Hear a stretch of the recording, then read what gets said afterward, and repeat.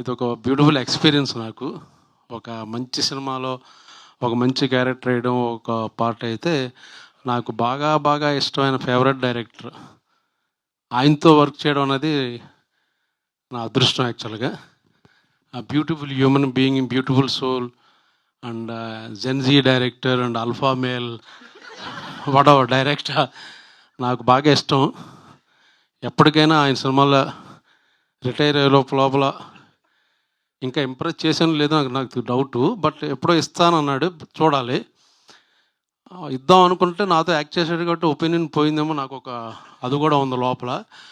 ఎందుకు చెప్తున్నానంటే, east Godavari slang నాకన్నా ఎక్కువ ఆయన బాగా మాట్లాడాడు. అందుకని నాకు అక్కడే డౌట్ వచ్చింది. ఇదేదో చాలా ట్రైల్గా ఊరిని సరదాగా ఒక సినిమాలో యాక్ట్ చేద్దాం అనుకున్నాడేమో అని నేను అనుకున్నాను. కానీ is going to stay permanently hero come director. Life long ఉండేటట్టు కనబడుతున్న అవకాశాలు.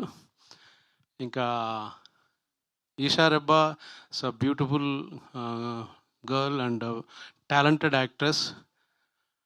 చాలామంది తెలుసో లేదో, మన తెలుగు అమ్మాయి, మనం కూడా కాస్టింగ్ చేయొచ్చు యాక్చువల్గా. పాపం చాలా చాలా బాగా యాక్ట్రెస్, బాగా చేస్తుంది ఆవిడ.